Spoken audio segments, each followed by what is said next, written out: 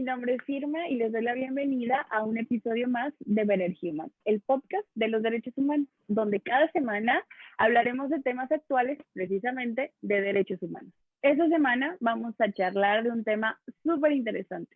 Es algo que escuchamos a diario en esta área, básicamente sobre mitos y realidades de los derechos humanos. Nuestra invitada es muy especial. Su nombre es Teyla Ramírez, es maestra en Derechos Humanos, tiene experiencia tanto teórica como práctica, lo cual es súper importante. Y además somos amigas y somos unos compañeras de generación en la maestría. Teyla es maestra en Derechos Humanos y además de ser una excelente profesionista, es defensora de derechos humanos. Bienvenida, Teyla. Muchas gracias, Irma, por la invitación a este podcast. Me siento muy honrada por estar aquí. Es un gusto para mí que podamos compartir este episodio de Better Human.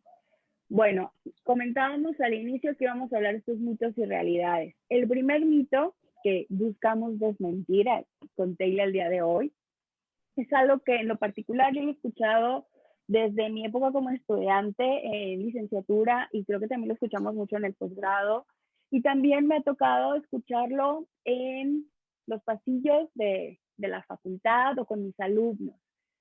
Los derechos humanos solamente defienden delincuentes. ¿Cierto o falso? Falso. Esta es una frase que he escuchado tanto en la práctica, en las calles, con familiares. Es que derechos humanos defiende puro delincuente. Creo que todos hemos alguna vez como que llegado a tocar este tema y sale esa frase, ¿no?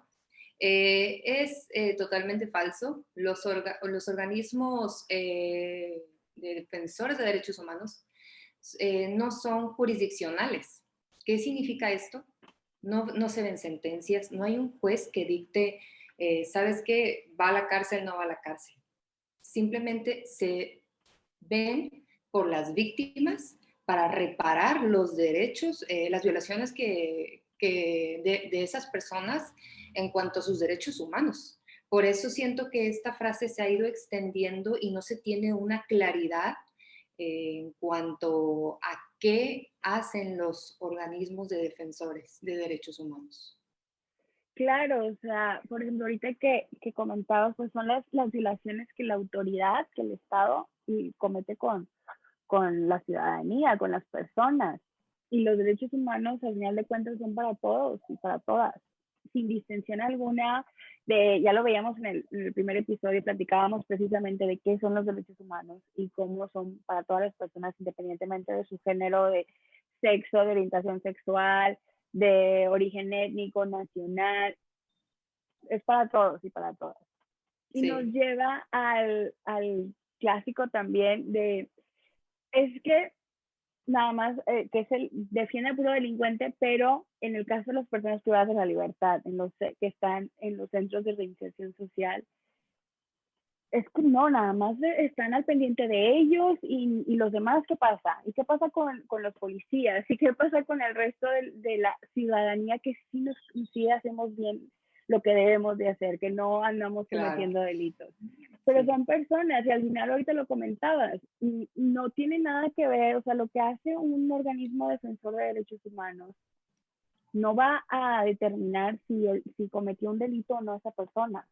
O sea, va a procurar y va a defender y va a proteger los derechos humanos de esa persona. Es decir, que si es víctima de una violación dentro de ese centro, pues ¿qué tiene que hacer? Pues ponerse a las pilas y revisar y autoridad, ponte a hacer tu trabajo, ¿qué está pasando aquí? Pero es muy importante el que nos quede claro que los derechos humanos no defienden delincuentes, que defienden a todas las personas, porque precisamente son nuestros derechos, o sea, nosotros son intrínsecos al ser humano. Claro, efectivamente, Irma. Creo que este es un mito que se debe ir cambiando y sabemos que no va a ser de un día para otro. Se necesita constante trabajo en la educación de derechos humanos que se va involucrando en las escuelas y en la vida diaria, ¿no? Vemos que poco a poco hemos estado teniendo esta educación y se podrá tener en algún momento esta idea pues pensando de forma diferente, ¿no? Que los derechos humanos son para todas y todos y que ayudan estos órganos no jurisdiccionales a la protección de las víctimas. Excelente. Y eso, precisamente hablando de esos órganos no jurisdiccionales, de este sistema no jurisdiccional, nos lleva al segundo mito. Sí. Mucha gente piensa que los órganos protectores en sus resoluciones, por ejemplo, no tienen dientes. ¿Qué nos dices al respecto? Falso. Pues para empezar, estos órganos defensores de derechos humanos vienen en la Constitución, en su artículo primero y en el artículo 102. ¿Qué significa esto? Estos órganos pueden dictar recomendaciones a los que violentan los derechos humanos de las víctimas. ¿En qué pueden consistir estas reparaciones? Bueno, son 5 medidas: rehabilitación, compensación, no repetición, entre otras. Estas medidas son para beneficio de las víctimas. Por ejemplo, si a una persona quedó afectada de manera psicológica, bueno, se recomienda que se le brinde una atención médica y psicológica para que se pueda reincorporar a la sociedad y que queden estos traumas de estas violaciones a sus derechos en el pasado. Sabemos que muchas veces no se va a poder reparar en su totalidad el daño. Sabemos que hay cuestiones de violaciones del derecho a la vida, pero también hay otras que se pueden recomendar para prevenir estos casos que no vuelvan a ocurrir, por ejemplo, capacitaciones en temas de derechos humanos, también para satisfacción, por ejemplo, una disculpa pública en cuanto a los familiares, las víctimas indirectas, y entre otras medidas. Es un área muy bonita, muy grata de poder ver cómo las víctimas se reincorporan, por decirlo así, para volver a su estado actual, se podría decir, Claro. Sí. y que estas violaciones pues queden en un pasado, ¿no? De eso se trata, ¿no? Las recomendaciones, que se pueda reparar, claro, siempre y cuando las autoridades acepten o no la recomendación, pero en cuanto a esto, este es el trabajo tan bonito de los órganos defensores de derechos humanos. Algo que quiero comentar y que lo platicábamos cuando nos preparábamos era que en lo personal está esta diferencia entre el sistema jurisdiccional y no jurisdiccional. Y cómo considero que el sistema no jurisdiccional, precisamente esta labor tan noble que realiza, es que su alcance es general, o sea, no es únicamente a la persona que fue víctima de esa violación y que acudió a este organismo a pedir el apoyo, sino que el alcance de esa recomendación va a ser para todas las personas. O sea, tú lo mencionabas hace un momento, puede ser una capacitación. Una capacitación, Claro. pues ya no me va a beneficiar, no va a hacer nada, por así decirlo, por esa víctima, esos derechos humanos que fueron violentados a esa persona, pero sí va a prevenir que a otras personas no les suceda. O sea, evidentemente el alcance es mayor versus el sistema jurisdiccional, que ahora hablaríamos de este derecho, este juicio de amparo, que es únicamente, pues, se va a velar o se va a amparar a la persona quejosa. O sea, no tiene como que este alcance tan general como lo tiene el sistema no jurisdiccional. Eso es lo que en lo particular sí quería compartir, porque cuando hablan precisamente de esto de es que no tienen dientes, bueno, estás hablando de un sistema completamente distinto y Ajá, realmente entonces, ¿para qué está entonces en la así Constitución si no tiene es, dientes? O sea, la así es. Constitución, los tratados internacionales, la Y ahora, importancia. claro, y ahora no necesita como tal dientes, como lo dicen, porque su alcance es mayor. Entonces, lo relacionan mucho es que no es vinculante. Pues, tal vez no vinculante jurídicamente, pero sí tiene un alcance político muy importante y además el alcance que tiene con muchas de las víctimas es impresionante. Claro. claro, definitivamente. Y bueno, este tema del sistema no jurisdiccional y de los organismos defensores nos lleva a nuestro tercer mito, que nos va a ser la encargada también de desmentir o de decirnos si es cierto, tal vez, que se generaliza y se piensa que los órganos de derechos humanos, órganos protectores de derechos humanos conocen de todo. Es la solución de todo, le va a resolver la vida a todas las personas. ¿Cierto o falso? Es falso. Muchas veces cuando pensamos o escuchamos las palabras derechos humanos, decimos, ahí va a ir mi caso, ahí me van a resolver. Y en la práctica no es así. Los órganos defensores de derechos humanos tienen sus facultades y competencias. Entre estas, pues, hay limitaciones por la ley. ¿Qué significa esto? Les doy un ejemplo. Yo me estoy divorciando, entonces es un derecho humano el que tengo y tengo que acudir a un órgano estatal de defensa de derechos humanos. Pues es falso, ¿no? Ahí no se atienden divorcios, ahí ya serían otras vías, hay diferentes ramas. Pues tenemos mercantil, civil, penal, todo eso. Entonces es algo que se generaliza, claro, se incluyen los derechos esenciales a la vida, a la educación, a la familia, pero esto propiamente no significa que esos órganos se van a encargar de todo. Cada institución, cada lugar tiene su rama y sus áreas en específicas a las que se dedican. Es por Claro, eso, su marco de acción. Creo que algo claro. que ha dificultado este tema o que de alguna manera genera este conflicto es que creemos que todo lo que nos sucede o que todo lo que transgrede a nuestra dignidad es una violación a derechos humanos, precisamente porque consideramos que la dignidad humana es un derecho humano. Veíamos en el episodio anterior que no, o sea, la dignidad humana no es un derecho humano, es la base de los derechos humanos. Y Claro, evidentemente la dignidad se puede, en algunos casos se pierde, y esa es la paradoja que nos comentaban, que cómo es posible que si es intrínseca al ser humano la puedas perder, la tengas que recuperar. Bueno, si quieren escuchar más sobre la dignidad humana, regresen al episodio anterior y luego regresen con nosotros para que sigan en el hilo de esta idea. en A lo que sintonía. voy es que, por ende, o sea, como piensan que afecta mi dignidad, afecta mis derechos, pues tienen que solucionármelo ahí.